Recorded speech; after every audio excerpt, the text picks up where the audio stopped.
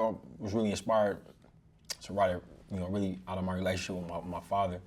He and I are real close, and I was an athlete growing up, mostly through his guidance. He would take me out for football, take me out for martial arts, basketball, all that good stuff. And what he would do is, before I have a big game, he'd make me sit down and watch Rocky 2 on VHS.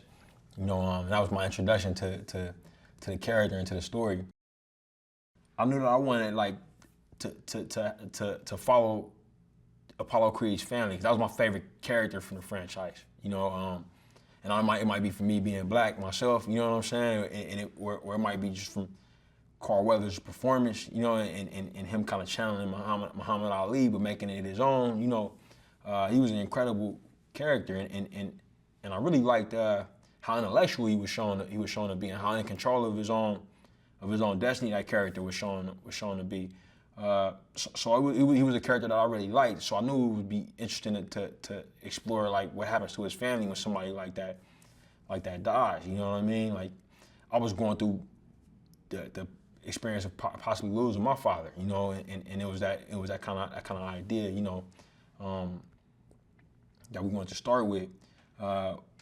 So coming up with the idea of being somebody, a man from the lineage of Apollo Creed, I thought was really interesting.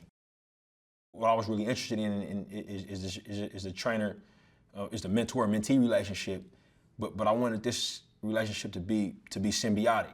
You know what I mean? I wanted it to be where both of these characters are in need, and they don't really know it though. Adonis kind of knows. He thinks he knows what he needs. He needs somebody to show him how to fight, but that's not really what he needs. He needs a father figure. You know what I mean? He needs somebody to show him how to be a man.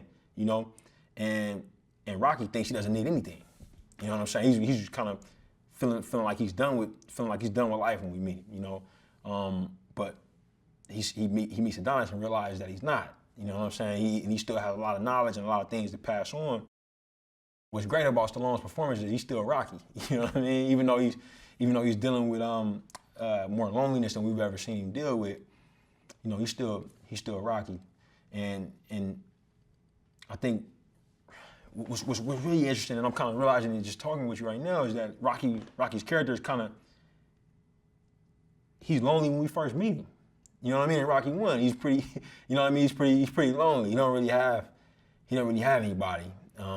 He kind of got Paulie, and he's trying to form this relationship with Adrian, but he's actually really lonely when we first meet him. The first few scenes, he's fighting by himself and goes home by himself. So in many ways, the characters come full circle in this. As opposed to trying to chase like technical ways to pull stuff off, I really made myself, with my cinematographer, Maurice Alberti, in our stunt coordinator, we kind of thought man, what's the story of this fight? What's happening in this fight character-wise? Why is Adonis having this fight? What's it represent to him on his journey?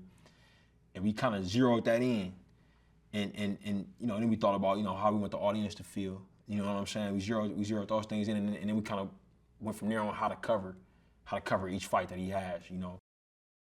Tessa's beautiful, but I mean, to be honest, a lot of beautiful actresses out there, man. The thing about her is she's incredibly talented, and just a consummate professional, and that's what we needed, because we realized that this character would be sharing the screen with two of the most talented actors on the planet. You know what I mean? So we needed somebody who was at that caliber, who could hold their own against Sly and Mike at the same time.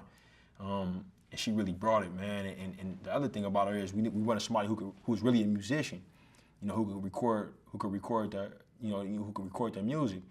And as soon as Tessa was cast, she immediately got to work with our composer, with Ludwig Göransson, and started making songs that we would need to use, in the movie. And our work ethic was just like she just got immediately got to work, man. And she was just absolutely incredible. It's really a relationship drama, to be honest. That's really what it is. It's somewhat a coming of age story, and to be honest, man, it's a movie about a guy who's finding himself. Who goes on a search for something, and finds himself in that search.